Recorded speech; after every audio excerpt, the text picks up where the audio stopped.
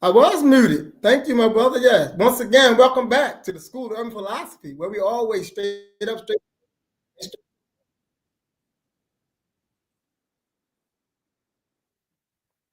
was an echo in the background to get rid of that echo. But I'm here.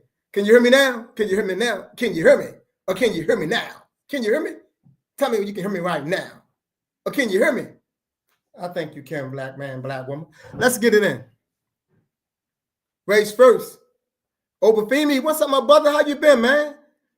How you been? How can I get access to that good music you're putting out there? Nikki Lee Nova. Well, that's peace and blessings. Peace and blessings. Glad you can join us tonight. Stay with us. You know, we're going to get round up in a few minutes and we're going to get it rocking and popping. That's what we do here at the School of Urban Philosophy. We are always straight up, straightforward, and straight to the point. Well, you know, this Saturday begins Black History Month, and many people, you know, Hotep got the books. You got the books aside, folks? That's what's up, my brother. Make sure you study them books and let me know what you understand about that no more, because that's where we at. That's the age we in. We're in the age of no more, where we're dealing with the unified field of African spirituality. Let me say that again, black man and black woman. You know, those of us who are in the diaspora, those of us who are scattered throughout this world, who was born in the diaspora, our task, our fundamental task is not, and we must not attempt to remake ourselves into an Igbo, a Yoruba, and a Khan, a Shona. Those are our brothers and sisters, no doubt. But we must embrace who we are in the diaspora. And so in saying that, I want us to understand that our quest for spiritual transformation, spiritual ascension, is a quest that's fundamentally about how do we unify spirituality, you know, and in that unification stage, it brings us to what we like to define as being spirit living, because we are spirit beings, black man and black woman. We are spirit through and through. That's who we are. To be human is to be spirit. To be spirit is to be African. To be African is to be human. That's what this is about. So we have to pursue a course of spiritual enlightenment, spiritual transformation, spiritual entombment, and spiritual ascension to be righteous. And by righteous, I do not mean religious. To be righteous, to be right in all things, to be right in thought, right in speech, and right in behavior, to be true of voice, to be good in our deeds to one another. That's what we must do. We must endeavor in such a way that we align ourselves with the natural order of the universe, because we are of the universe as the universe. Let me say that again. See, we are of the universe as the universe. They would have us to believe otherwise. They would have us to believe that we are something separate and set apart from the universe. No, it's us. It's us. So our task is to realign and recalibrate ourselves with the universal order of all things, because we are natural. And because we are natural, we should be naturally synced. We should be naturally in sync with the natural world. So that's what the work is about. So when we hear things like exploitation, oppression, repression, injustice, segregation, racism, imperialism, capitalism, fascism, classism, neo-colonialism, patriarchy, when we hear all these unjust concepts, we must push back against them, because those concepts have been constructed to infringe upon the divinity of you and I, to infringe upon the divinity of you and I, to commit sacrilege against the sacredness of what it means to be an African.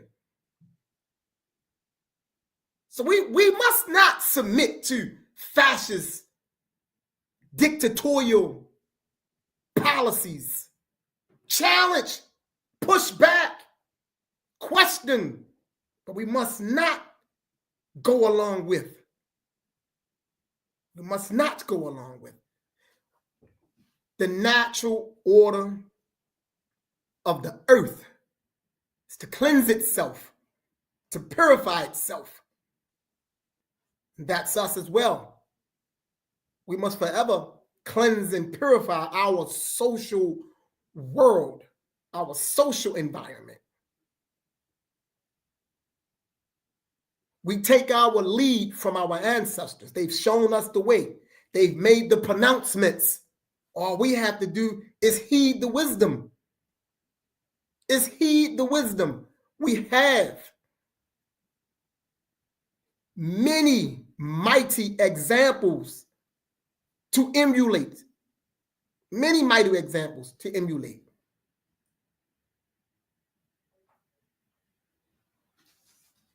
It's time for us to do a better job at being ourselves.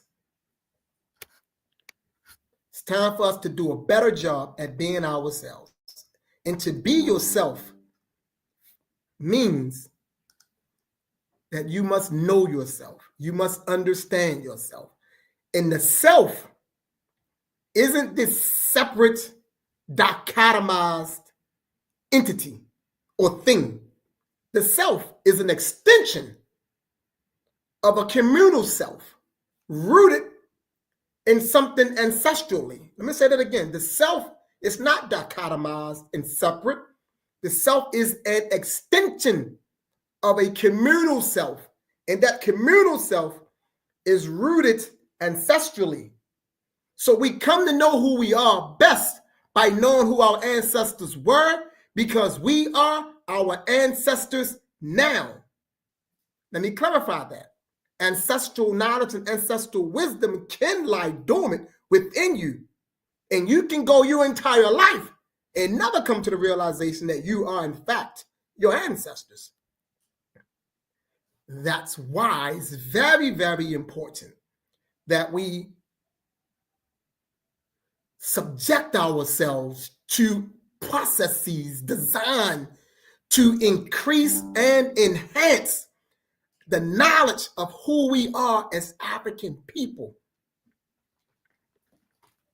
We must be a part of things that's going to develop us and evolve us as African people. So we don't be under any confusion as to what it is that we must do. Abibi Fahodier, race first. Sister Zinzi, as always. Aunt Life, loud and direct. Race first. Abibi Fahodier.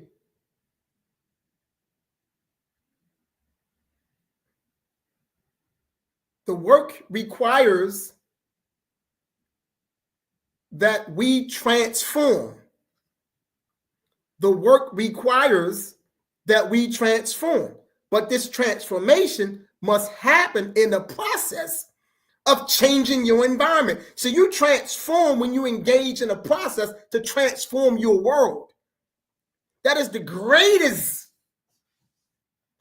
one of the greatest type of experiences that you can ever take part in is to experience the benefits of being involved in a process designed to transform your world, to push back against racism and sexism and classism and all these other isms that have been created to benefit a small minority of individuals at the expense of a majority of people, right? You don't submit to that. You don't act as if that those things are normal and it's okay. And that is the problem, right? Because a lot of us just go along with the way things are set up. We never question anything. And by question, I mean to interrogate it, to see if this thing is actually just, to see if it's fair. That's what this is about. Not just going along with it and saying, well, that's how things always were. This is how things are. No, we have to push back. And now is the time to do so. We are living in those times right now. January 1, 2025. kicked off a new era of time, black man and black woman. Now is the time. Question, interrogate, and transform. That's what we're dealing with.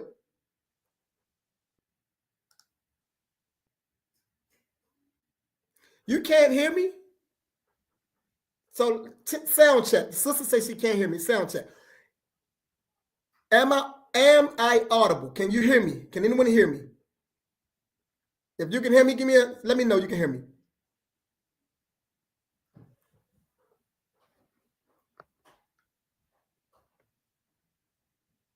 Come on, black man and black woman, help me out. Now, yes, thank you. Oh, you can hear me? Okay, cool. So, all right, we got to stay in there. So once again, we transform best when we involve ourselves in processes to transform our world. The world we living in is a really, really jacked up world, right? We gotta be a part of the transformation process. We gotta get in there. You know, we can't just stay on the sideline and be spectators. We can't stay on the sidelines, and we can't always find our own people as being problematic, man. You know, the defeatist mentality, the pessimistic mentality, those philosophies, they gotta go, man. They gotta go. Yeah, we know we got some issues, man. What race of people don't got issues? We got some issues, we got some problems, yes. But because we got issues and problems doesn't mean that there's no good amongst us, man. That's a whole lot of good amongst black people. It's a whole lot of good. And there's a whole lot of progressive black people. We have made some changes in our lives. We have done some things. We can't say Dr. Martin Luther King didn't do anything. He did. You know, we can't say Malcolm X didn't do anything. He did. They made some progress. We can't say Marcus Garvey didn't add to our progression. He did. We can't say Fannie Lou Hamer, Ella Baker, and Septima Clark didn't add to the progression of black people. They all did in their own way. So we can't keep on talking down on us like we haven't done anything. We have examples. We can't keep talking like we don't have great thinkers amongst us. We have some brilliant thinkers amongst us. Dr. Carter G. Woodson was brilliant the way he thinks. Brilliant. Herbert Harrison, brilliant. Brilliant. Dr. John Henry Clark, brilliant. Dr. Ben, brilliant. Dr. Check on a Joke, brilliant. Dear fellow Bingo, brilliant. We got brilliant people that's still standing on this planet today that's doing extraordinary work for black people. So we got to champion those individuals. We got to champion those individuals. And the ones that's standing, that's still standing, that's showing up with their best efforts to push us forward, and their work is quality and competent. Come on now. We got to show up. We got to show up. We got to hold each other up, man. Hold each other up. And we got to demand more of ourselves. We have to demand more of ourselves. We can do better. We can do more. We have to get out the habit of making an excuse for not showing up, for not coming through. Like we talk about we in warring times. If you understood what that meant, being in warring times, you would never be late. You would be on time because you understand how serious it is. Procrastination will be gone overnight. You wouldn't procrastinate if we really understood how serious this thing was.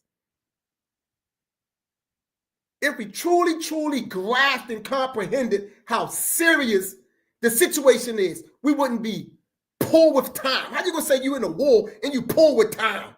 What soldiers or warriors are poor with time? How do you win a war and you can't manage time? We need you to be here at a certain time. We need to drop at a certain time, and you poor with time. How do you win a war that way? Come on now. Get the discipline up. Get your discipline up. Get on time. Stop procrastinating. Stop being late. Stop making excuses. If you know you got a be smack 1 o'clock and you know you're not good with time, then you start preparing at 9 o'clock. Simple as that, man. Simple as that. We making too many excuses for not being the best that we can be, and we come from the best. You know, the Zulu, study the Zulu army under Shaka Zulu. You know, study that army under Shaka. Study Tutmosis III, the military genius of Kemet. Study some of them warriors, you know, Queen Nzinga, with her revolutionary and guerrilla tactics, like brilliant. Queen Nanny down in Jamaica, brilliant. They wasn't poor with time, man. They wasn't poor with time. They was on time. How you going to execute, you know, your strategies and your tactics and your plans and your stratagems if you're poor with time? And then we want to make an excuse when you get held accountable for being poor with time. We want to justify rather than just saying, you know what, damn, man, you know what, I could have did better. Get your time down. Get the time game down. Don't take it for granted right now. No, now I know some people say, man, you know, when we're on Africa time, man, you know, in Africa, man, it starts when you get there. Yeah, that's when you're talking about African people being within African culture and not under war. It's a difference when we inside our culture and we doing our thing, but that's not where we at right now. You know, we're trying to get some things done. So you gotta be sharp and on time. You gotta have discipline, because those individuals, they're going to seek to snuff you out. Best to believe they're going to be where they need to be to get rid of you. They ain't sleeping. So we got to understand that. So when I say we spirit, I'm talking about we something of a higher order, man. We are something of a higher order, but in order to live in that higher order, you must come to grips with the fact that you are of a higher order. So therefore, you must do some serious studying, some transforming of yourself, and that requires to be in the process. Yeah, you got some rare individuals out here who can do it by themselves, but most people are not rare. They require, listen to what I'm saying, and there's no slack in this. This is no weakness against anybody. Like some of the greatest thinkers, were cultivated by someone else, even though they come here with these potentials, but someone else helped them open up their genius, right? That's our way. We've always had that. Call it what you want to call it. Call it apprenticeship, call it, a generalship, call it, going through an initiation or rite of passage, whatever term you choose to use. The fact remains is that we have always been under the guidance of someone wiser to bring us into the divineness of who we are by nature. Some of us can do it on our own, but not all of us. So we got to get out the mindset of thinking that we don't need to be a part of something. You have to lose that. If you want to ascend to your highest heights, you best find and link up with a competent Mwalimu or a Jabna, someone that's qualified that can assist you and bring you along the way. Peace. Abibi for ODA. You're not doing it by yourself. And so for point of clarity, I want to be real clear because I don't want it to be missed. I'm not saying that people can't, learn by themselves. You can learn a lot of things by yourself. Yes, you can. I'm talking about tapping into the higher essence of what it means to be spirit. That's what I'm talking about. And how to get there. Because that's the power. That's the power source. That's the power source that others know we possess. So therefore, they throw everything at us to keep us distracted. So we never come to the realization that we are walking around with this power source that we can access and tap into and become the greatest thing on this planet. It's a must that we must not know who we are. It's a must that we must not know who we are. That we must forever be distracted. Taken off track. But we got to get on top of that. So, as always, man, please like the video, share the video. If you have not subscribed to this channel, please subscribe to the channel. Let's get this content out there. Let's get this life-sustaining, life-refreshing content to a larger audience. That's what this is all about. You know. And once again, I'm Baba Imhotep, and I'm the host of here at the School of Urban Philosophy, where we always straight up, straightforward, and straight to the point. Straight up, straightforward, and straight to the point. February 1st begins what? Black History Month. We're not going to get into bashing Black History Month. You know how we want to do. Oh man, why they had to give us the shortest day of the year? You know, they didn't give us anything. If you know the history, that's why it's very important to know the history. If you don't know the history, then get with somebody who know the history. It's very important, and you'll see where it all came from. Right? You'll see where it all came from. Let me say this right here. There are no great strides. There are no great leaps that Black people have made in this country that Black people were not at the forefront of. There are no great strides, no great leaps that have happened for Black people in this country since we've been in this country that Black people have not been in the forefront of. I don't care what anybody says. No one can debate that. Whatever we have gained in this country, to whatever degree we want to measure it, we were at the forefront of it. Every single thing, every ounce, every inch, every mile, every kilometer, you name it, we were at the forefront of it. And that's what we got to learn to embrace. That any forward motion that's happening for us is only going to happen as a result of us making it happen. No other way around that. So when Black History Month rolled in on February the 1st, yes, we should celebrate it. And yes, we know for those of us who know the history, yes, you practice your history all year long and you take it wherever you go at.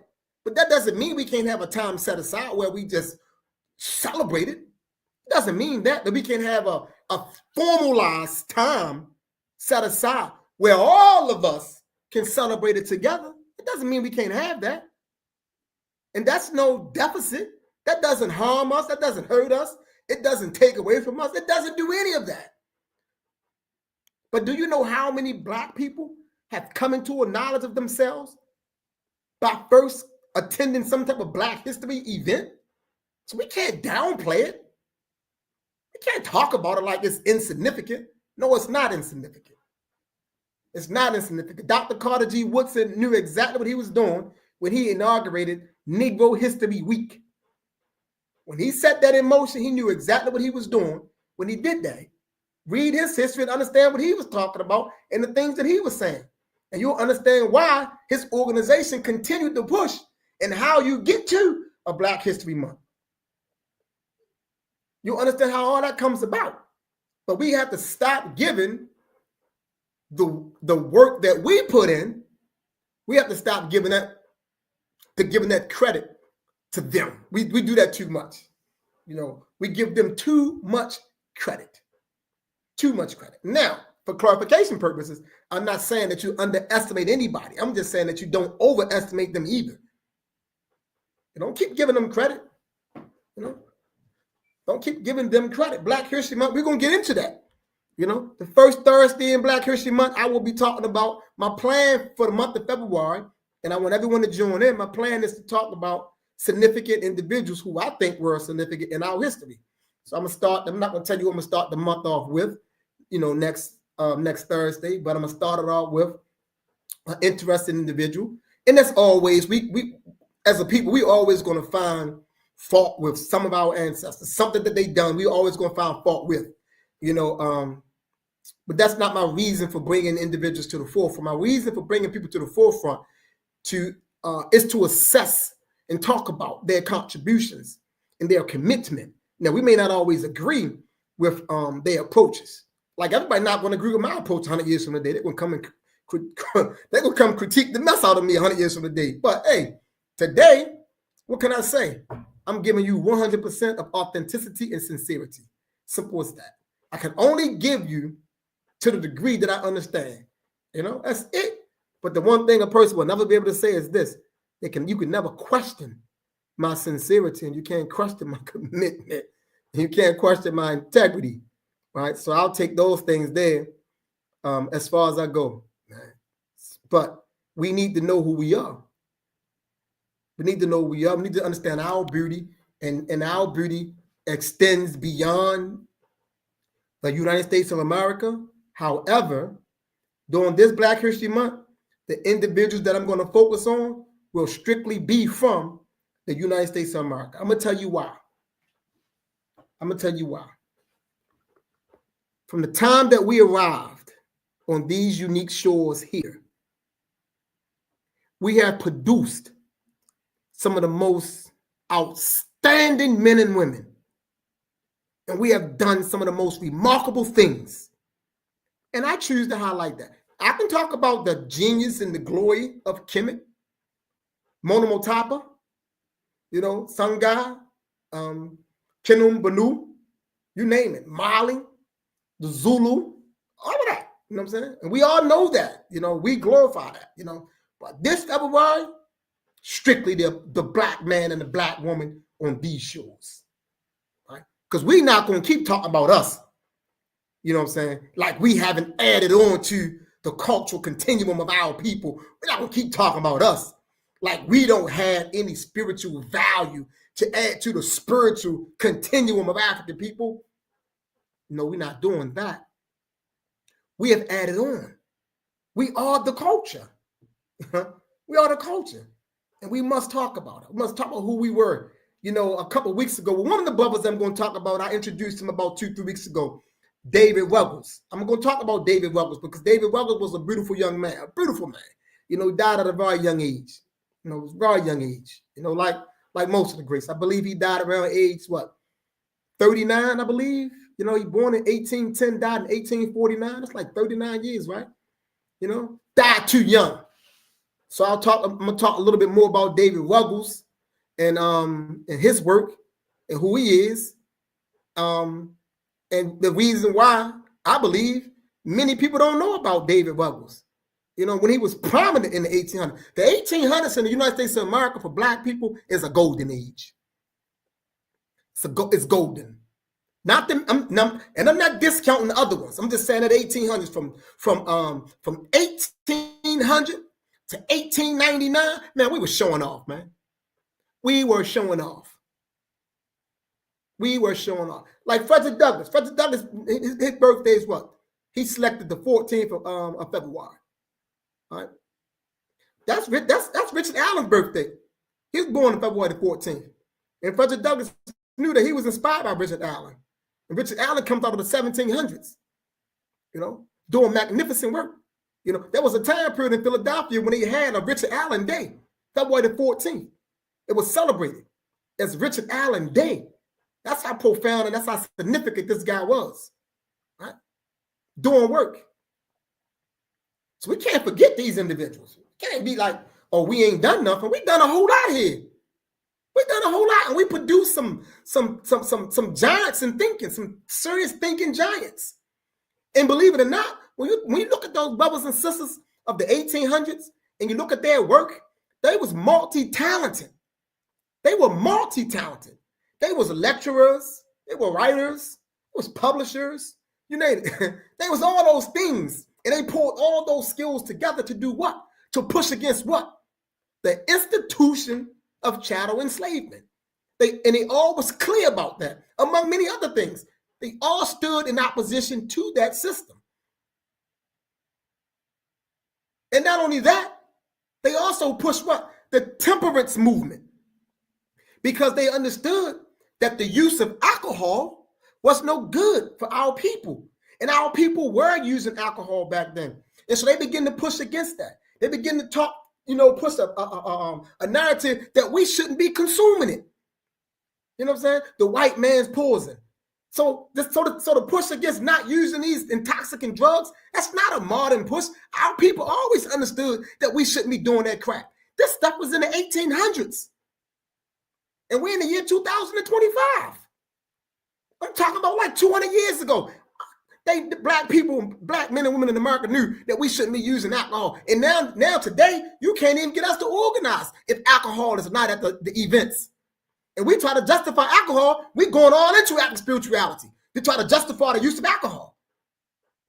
You know, we want to use white man. We want to drink that stuff. We need his sauce to socialize. We need his sauce to socialize. And we've justified, you know. We looking into our stuff. Man, they use, you know, we always pour our basin with some type of rum or brandy or something like that. That's what we do, you know, we put it in the mouth. So that we want to justify using this stuff here because we're trying to pull from our culture, right? But our ancestors always knew it wasn't good for us. Wasn't good for us. And we got to get back to a place where we understand the importance of being pure and the importance of understanding that we must consistently work on the ascension within ourselves. We must ascend inside of ourselves. We got to get to a place where our spirit is ascending inside of us because we got to raise the spirit back up. The vibrations in us are too low. We have to raise those vibrations so we can produce internal equilibrium. Because the insanities that we are contending with to a great extent, those insanities are the result of imbalances that we are carrying around inside of us. We got a lot of imbalances going on, a lot of psychological imbalances that need to be rectified. And you can't rectify those imbalances if you're not putting any energy into recalibrating your spirit. If you're not trying to recalibrate your spirit, you can remain imbalanced and you're off. Super paranoid, cynical, self-centered, you know, misreading everything, always feeling like everything is against you, you know, because you're imbalanced. Making things up in your head that doesn't exist because you're imbalanced. You know, you go on Facebook, you read a post, and because you know the person who made the post, and because the post is in a general sense, but yet you know that you personally carry some of those issues. Now in your mind, this person is talking just about you. So now you're gonna go tell somebody else, man, so-and-so talking about me. You know, now you got an issue with so-and-so, and so-and-so just making a general post. Because if you pay attention to us, you can always make a general analysis of some of the craziness that we do. And yes, it's across the board. Most of us do similar crazy stuff. Most of us do similar crazy stuff. So I can go on Facebook tomorrow and make a general post from the observations that I made. And that general post could, in fact, fit a lot of people. Because we do a lot of the same weird, crazy stuff. You know, crossing one another up. You know, you get mad at somebody, you know, and rather than go talk to the person, you got an issue with the person, but you want to go talk to the person. You no longer mess with the person, but the person don't even know. So you got the person under the assumption that you and him are cool, but y'all not even cool. In your mind no more. I'd be like, and the person be blown out, damn, what happened? I thought we was cool. What I do? You know, because we don't even come back and address the situation. We don't even come back to make sure that what we think occurred actually occurred.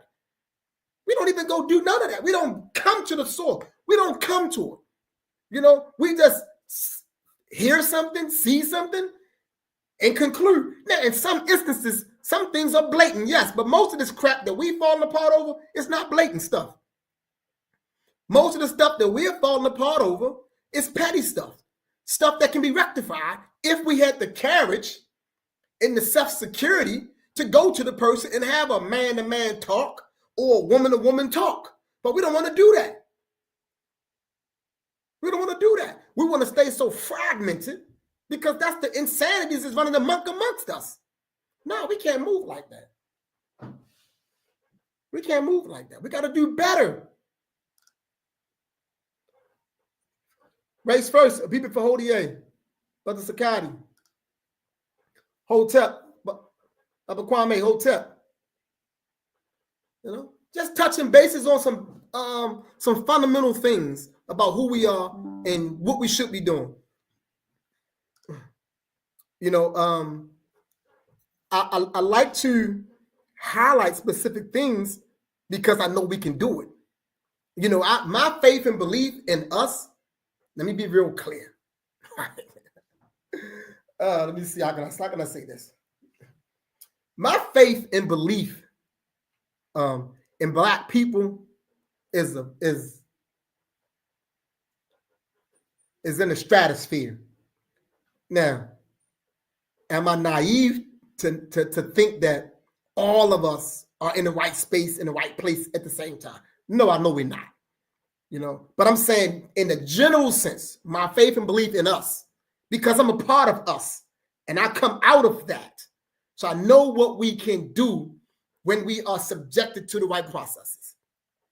So my faith and belief in us is in the stratosphere. It's way up there, you know. But in the midst of that, I also know there's a lot of work that needs to be done, you know. So I'm not naive, and I'm not overly optimistic, you know. I just must forever keep a positive message. And my positive message is no indication that I'm not aware of the stuff that's happening. See, I'm aware of what's happening, but I don't believe that my message should consistently be highlighting what's wrong with us. I believe that somewhere we got to find a balance, so I craft a message to try to bring forth the good in us, because we are good. Because a person could have counted me out, because I ripped and ran in them streets for a long time, you know what I'm saying? I'm like 20-something years old, and I didn't always do what was right. I've done a whole lot of what was wrong. So a person could have counted me out at once upon a time. So you know what, man, that dude, man, you know, he ain't gonna be nobody. In fact, there was a lot of people who said I wouldn't even live to see 25. I'll be 54. I will be 54 on March the 20th, 2025. So I outlived those predictions about me. But yet I was a part of that segment of society that brought harm and hurt to our community. So if I could step out of it and make transformations, I know that it's possible. So therefore, I don't readily just throw the towel in on us. I work with us and work with those who need to be worked with. And yes, I like to speak to us as a people, you know, but I know when to pour in and have intimate conversations with who need to hear the intimate conversations. I'm very clear about that. And we got to be clear about that. You know, we got to understand that life is about tactics and strategies. You know, and what great general or great leader who don't have tactics and strategies? They all have tactics and strategies. You know what I'm saying? And I believe I'm a very tactful and strategic individual, you know, and doing what I do. If I wasn't, I wouldn't have survived as long as I have survived. You know, doing this particular work. I've started doing this work in 1992, into 92, early 1993. We're in 2025. You know what I'm saying? And it have not been a walk in the park. It's been a very, very, very, very torturous journey for me. But I never gave up on us because it was a torturous journey. You know, I embraced it. I embraced it along the way. Every bump, every scrape, every betrayal, you know, every backbite that I've experienced, you know what I'm saying? Every attempt to slander me, I've embraced it and got stronger. You know, I didn't throw us away. I didn't conclude that, you know, we won't get it. We can't get it. I didn't make none of those conclusions. Why? Because I encountered along my path, I encountered a bunch of other individuals who was just like me, who were just like me, people who brought harm and hurt to our community once upon a time. And I encountered them and I presented them with an option. You know, I presented them with an option. And each and every one of them said, you know what? Yeah, I'm going to take that option. You know, I want to see what you're talking about. I want to see how you can transform my life and set me up in such a way that I'm going to live progressively and productively. I want to see what you got, mister. And we went to work. And we've been working ever since. And these individuals who were once like me transformed as did I, became better as did I. So because I have so much experience in watching and facilitating transformation, there's no way that I cannot, you know, root for us. Because I've experienced it. I've seen it. You know, I know what it looks like. And this is what this is about. Hotep. If you're first time tuning in, please subscribe to this channel. Subscribe to the channel. Share the video, share the video, share the video. Be before ODA. Be before ODA and race first. Transformation, spirit living. Let's talk about that briefly. What do I mean when I say spirit living? This is what I mean. Many people call it spirituality, or those of us that's coming into consciousness, we say things like African spirituality. Now, for me, taking it a step further, because the focus for me is how do we validate the spiritual value of those of us in the diaspora, primarily Black people in the United States of America. Now, there are many other traditions and systems out there that people are, subscribing to. You got the hoodoo system, you got the ones that's down in Brazil, but I'm primarily focusing on those of us that's in what we call the USA. So for us here at PLM, we say spirit living. Spirit living is the practice. And it's essentially spirit living is the practice by which we give expression to our spirit. You know what I'm saying? So all that we do is designed to bring the spirit into now, because everything is essentially spiritual and everything is spirit. It's our task to align the spirit. And in doing so, yes, we celebrate ourselves, we affirm ourselves, we celebrate and venerate our ancestors and our divinities. We do all that. That is a part of it. And yes, we engage in ritual and prayer. But most importantly, and fundamentally, the emphasis is on raising ourselves up to be upright men and women. So the task to be spirit through the process of spirit living is to become righteous. Let me say that again. The task in spirit living, is to become righteous. That's what it's about. So spirit living is the process through which we become righteous by becoming upright. And by righteous, I said it earlier, I'm not talking about religious. I'm talking about to be right in thought, right in speech, and right in behavior. What I mean by being right, you must be moral. You must possess integrity, and you must stand on your dignity. You must not betray, backbite, or be a liability to your people, your family, or your community. You must be a credit to your people, your family, and your community. You must do those things that elevate us as a people by first elevating yourself, elevating your family, then your community. Those things must be done simultaneously. So righteousness is the process by which we act rightly in accord with nature. Socially, naturally, cosmically, and spiritually, we must be in accord to be upright. That's what it's all about. All this other stuff that's going on out here now, all the people that's doing all the formalities and talking about all the concepts, but your spirit is ill, your behavior is rotten, and you talking about you spiritual, that is a lie. And I don't care what system you pull on. If you're rotten in character, there's nothing spiritual about you. It is a lie. It is a lie. I don't care what titles you hold. If your character is rotten, there's nothing spiritual about you. You've missed the mark. We need upright men and women. That's what we need. Upright men and women that has integrity, some dignity, and some honor. So for me, that is achieved through what? Spirit living. Go read my book, NOMO, Unified Field of African Spirituality, NOMO. The book came out, when I produced that book? Was it last year? I think so. About a year now, give or take. But if you haven't read it, that's the one you need to be reading. Read NOMO so we can understand what this thing is all about. We got to get better, Black man and Black woman. We have to hold ourselves to a higher standard. Hold ourselves to a higher standard. And don't use other people to justify you not being the best you. Don't say you ain't doing what's right because him, her, and him ain't doing what's right. Regardless of what him, her, or him isn't doing, you must still do what's right. You must do what's right. Someone come talking to you and whispering in your ear and spitting slander and chatter, you don't listen to it. You don't give it. You don't provide it with an environment so it can grow in. You do something. You check that. You gotta know when you hear it that this person don't mean well. This person is off, and you listen to it and allow that stuff to grow inside you, and then you turn around and you looking at somebody with wicked eyes because you listen to somebody else and you know that this person have always done right by you, and you let somebody turn you. To be turned by an enemy means you was always an enemy.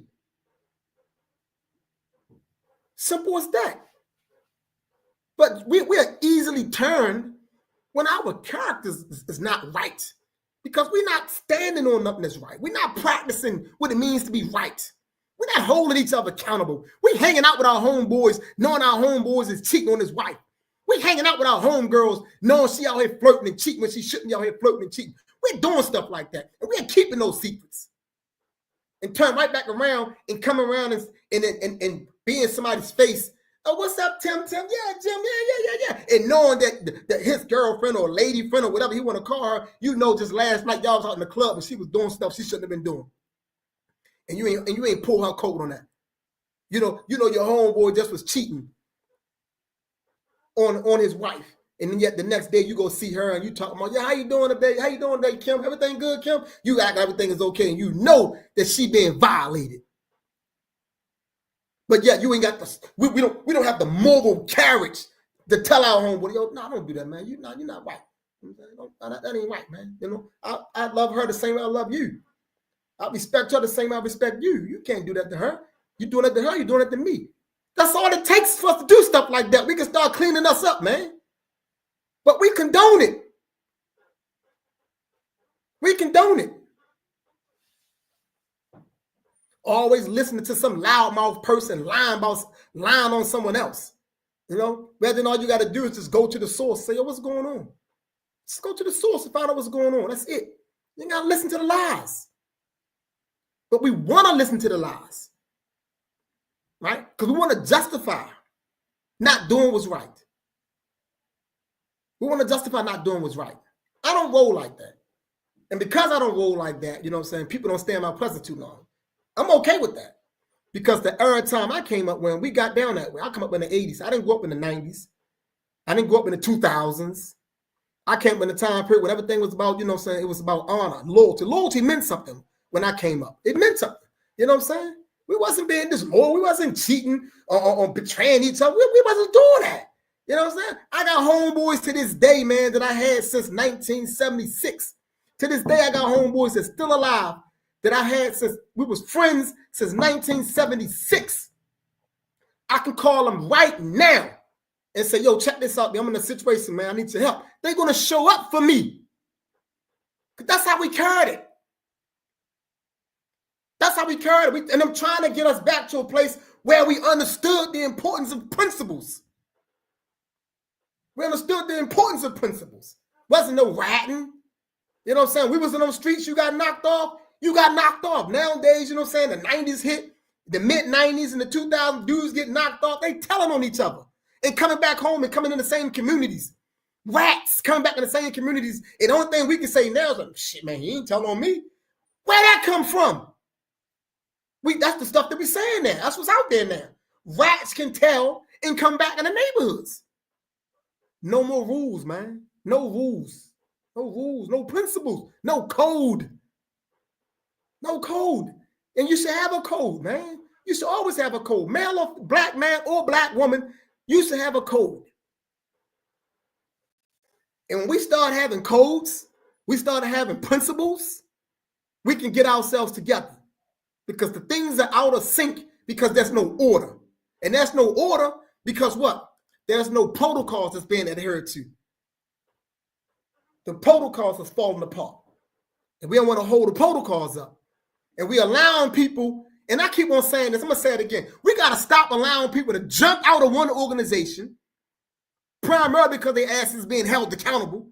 So they jump out of organization and run to another organization. But because we're so desperate for people, We don't even do no background and research to find out why that person ran. What's going on?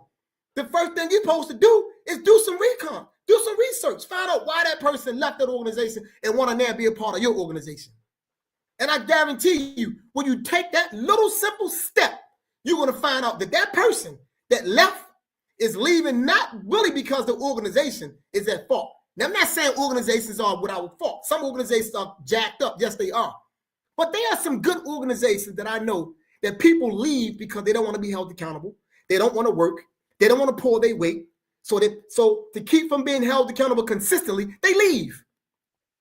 And they blame the organization, and they linger around. They start hanging around another organization. They do it in a very sneaky way. They start hanging out. They start attending that organization events and so on and so forth. Make themselves visible. And before you know it, they slide in, then they end the organization. Where you do that at, though? You know what I'm saying? But where do you do that at? That's what's wrong with the movement. Like, we done lost the idea of having a freaking system in place. Just put a system in place. Don't be so desperate for people. Be so desperate. I don't care if I'm rolling by myself. You ain't rolling with me without going through a process. And if you come from another organization, you can better believe that I'm talking to the leadership about you. I may never reveal to you what I found out, but you better believe and you better know that if you came from another organization and you come to me, I am going to talk to them about who you are, what you did, and why you're no longer there. Simple as that. As simple as that. We got to do better. We got to raise our standards doing better. We got to want better. Stop listening to people that's popular that got these jacked up characters out here. But just because they popular, you want to listen to them. Everybody following to, listen, and I normally put people names out there, right? But I'm going to put a name out this time, right? What's the dude now? Y'all know I'm talking about, the Hidden Color dude, right?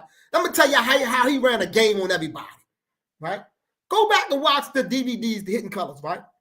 If you watch his DVDs, starting out the very beginning ones, the first two, whatever, you will notice one thing, right? Among many other things. But you're going to notice that essentially he was taking a Pan-Africanist approach because he had Pan-Africanism in his DVDs.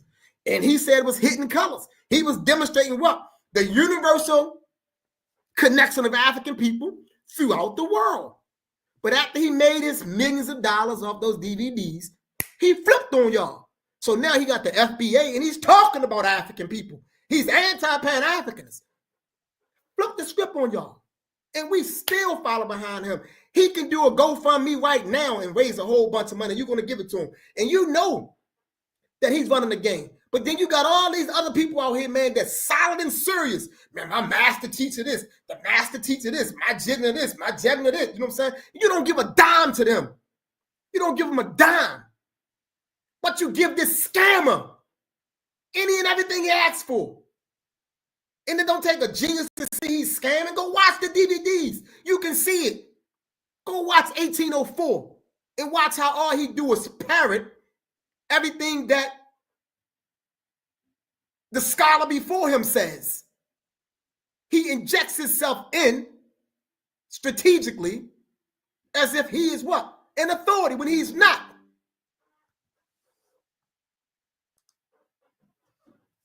It's a scam. And if you can't see that, then that's a problem. That is a problem. So usually I don't break those type of things down that way. But today you needed to hear that. You need to hear what it is. And it is. And all I'm talking about is what's there. All you gotta do is go look and see what's there. I'm just highlighting it. I'm not making a lie. I'm telling you what it is. If you watch Hidden Color 1 all the way through, you'll see. His position is Pan-Africanist leanings because he's talking about this universality of African people. Am I wrong? Who watched the DVDs? Am I making a lie up? I need y'all to weigh in for a minute. Help me out here, please, before we get out of here. I'm going to know what y'all know or what y'all think. Am I making a lie up? Do you not see from Hidden Colors 1 through 2 and 3 that he's demonstrating the universality, the connection of African people throughout the world, hidden colors, how we are hidden throughout the world. because he go everywhere. They're in Asia, they're in Europe, they all over, right? But now of late, he's anti-Pan-Africanist. He's anti-African. He anti-African. He's drawing the lines against African people. He's creating what? The friction. Come on now, man. Come on now, man. You know what time it is, 2025? Cut that light off. I think the light on my way is causing a glare. You know what time it is, 2025? Pan-Africanism, we back, we here. That's what time it is. Scientific Pan-Africanism 2025. The truth. The one and only authentic Black ideology, you know? And some may argue that, some argue, Garvey wasn't Pan-Africanist, because I think a lot of times they get into the Du Bois thing. They say Garvey wasn't this, that, and other, but I'll say this. Garvey is in alignment with me. Well, put it this way. Garvey is Garvey. So I'm in alignment with Garvey. I am in alignment with Garvey. Garvey understood very well. Malcolm X understood very well. You know what I'm saying? Herbert Harrison understood very well. Take on the Job understood very well. That's what time it is, man. It's about us. It's about us, man. The worldwide African community. That's what it's about. The worldwide African community. We can't stand by and let some popular dude that used to be out there doing all type of stuff come along and start trying to tear down, unities that have been built between Africans in the diaspora and Africans on the continent. We can't let this dude come along, Now, African people in the diaspora make up the 6th region of Africa. We're recognized at the AU. You can't let this guy come along and create that. Speak up. Speak up and hold the ground and hold the line. That's what time it is. So we got 2 minutes before we close out, Black man and Black woman. But I need, as always, man, let me know how I did tonight. Weigh in real quick. Let me know. Let me know what I did for y'all.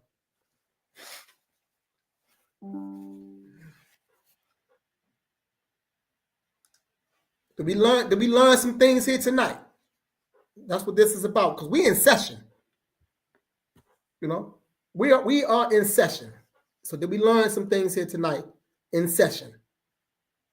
Black man and Black woman. And as always, share the video, like the video, subscribe to the channel. Check out the website. As always,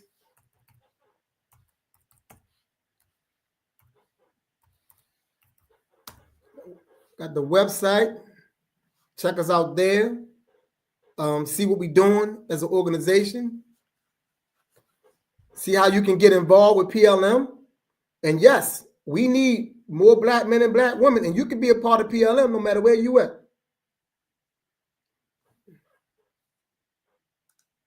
A SIFO, powerful about everything. Yes, about every Thursday, a SIFO, 9 p.m. every Thursday. 9 p.m. every Thursday. We going in. Next Thursday, we're going to be dealing with some person from Black history. I don't know who that's going to be yet, who I want to get into, who I want to talk about, but that's what we're going to be dealing with next week.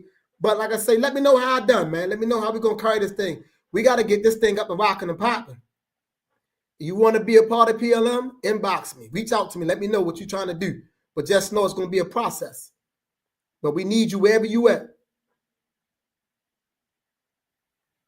This is my man right here. You see that? This is my man right here. He keep me on my toes. He keep me on my toes. But he said, no pushback tonight. Oh, good. Appreciate you, fella. Likewise. And your books, I'm still waiting for one more book to come in. Then I'm going to start shipping your books out. That's why I didn't ship them yet, brother.